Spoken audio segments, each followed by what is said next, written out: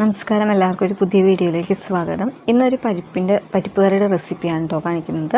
നമുക്ക് ചോറിൻ്റെ ഒപ്പം അതേപോലെ ചപ്പാത്തിയുടെ ഒക്കെ ഒപ്പം നമുക്ക് പെട്ടെന്ന് ഉണ്ടാക്കാവുന്ന പരിപ്പ് കറിയുടെ റെസിപ്പി. അതിന് ഫസ്റ്റ് ഒരു ചട്ടി വെച്ച് ചൂടായി കടുകൊക്കെ പൊട്ടിച്ചതിന് ശേഷം നമുക്കതിൽ ചെറുതായി അരിഞ്ഞ് സവാള ഇട്ട് കൊടുക്കാം കേട്ടോ. സവാളയും കറിവേപ്പില ഇട്ട് കൊടുക്കാം. സവാളയ്ക്ക് പകരം ചെറിയ ഉള്ളി ആണെങ്കിൽ നമുക്ക് ഉപയോഗിക്കാം കേട്ടോ. ഞാനിവിടെ സവാളയാണ് എടുത്തിരിക്കുന്നത്. അതിനുശേഷം നമുക്ക് എരിവിന് പാകത്തിന് മുളക് പൊടിയും അതേപോലെ തന്നെ മഞ്ഞൾപ്പൊടിയും ഇട്ട് കൊടുക്കാം.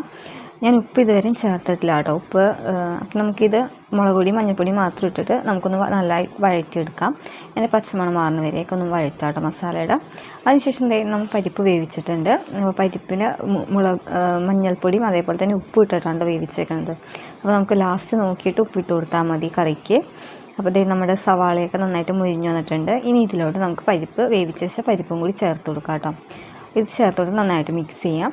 അപ്പോൾ ഇത്രയേ ഉള്ളൂ കേട്ടോ ഈ ഒരു റെസിപ്പി എന്ന് പറയുന്നത്. നമുക്ക് പെട്ടെന്ന് രാവിലേക്ക് ബ്രേക്ക്ഫാസ്റ്റിനൊപ്പം കുട്ടികൾക്ക് സ്കൂളിലൊക്കെ കൊടുത്തു വിടാനായിട്ട് പെട്ടെന്ന് ഉണ്ടാക്കാൻ പറ്റുന്ന ഒരു പരിപ്പ് കറിയാണ് കേട്ടോ. അപ്പോൾ നിങ്ങൾക്ക് വീഡിയോ ഇഷ്ടമായിരുന്നെങ്കിൽ ഒന്ന് ലൈക്കും സബ്സ്ക്രൈബും ചെയ്ത് ഒന്ന് സപ്പോർട്ടും കൂടി ചെയ്യാം കേട്ടോ.